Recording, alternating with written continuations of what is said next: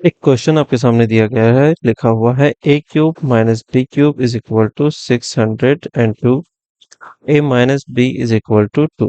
Then what is the value of a square plus b square. तो हमें a square plus b square की value बतानी है। देखिए यहाँ पर a cube minus b cube दिया गया है। ठीक है, आपने a cube minus b cube का फॉर्मूला पढ़ा होगा, आप उसके थ्रू जा सकते हैं। और अगर आपको उसके हिसाब से नहीं करना है तो इसके लिए बहुत ही सिंपल सा तरीका ये है कि आप एक काम करिए, 1000 में से आप कितना घटाएंगे कि आपको 600 मिल जाए। आप कहेंगे 400। ठीक है, तो ये वैल्यू किसके पास की है, इसके पास की है।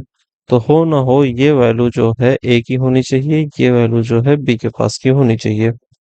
अब हमें एक और चीज मालूम है, वो क्या है, a minus b is equal to कितना है, 2।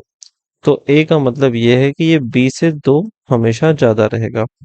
यानी कि अगर ये 10 है तो ये 8 होगा। ठीक है, इसी तरीके से ये चीजें काम करेंगी, ए अगर 10 है तो बी 8 होगा। हम एक काम ये करते हैं कि हम देखते हैं कि 10 का क्यूब कितना होता है और 8 का क्यूब कितना होता है। क्या माइनस करने पे हमें 400 आ, 600 के करीब हमें कुछ मिल रहा है या नहीं मिल रहा है। अब आप यहाँ पर क्यूब की टेबल दे सकते हैं, एक का क्यूब कितना है, दो का कितना है, ऐसे करते आप देखेंगे।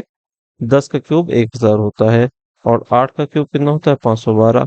तो 1000 में से 512 आप घटाएंगे तो 500 से भी कम वैल्यू आपको मिलेगी। ठीक है, तो ये चीज नहीं हो सकती। अब हम 11 के पास चल के देखते हैं, 11 की वैल्यू कितनी है, 1331। ठीक है, तो उससे दो कम 729 होगा। 729, 11 में से दो गए, 9 गए, कितना बचेगा, दो बचेगा। दो में से दो गए, कितना बचेगा, जीरो बचेगा। और यहाँ पर 13 है, 13 में से सात गए, कितना बचेगा, 6। तो आपको मालूम पड़ गया कि ए की वैल्यू क्या है और बी की वैल्यू क्या है। अब हम इन दोनों का स्क्वायर ले लेंगे।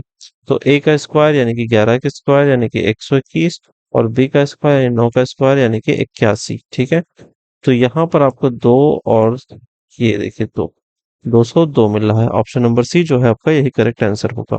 ओके।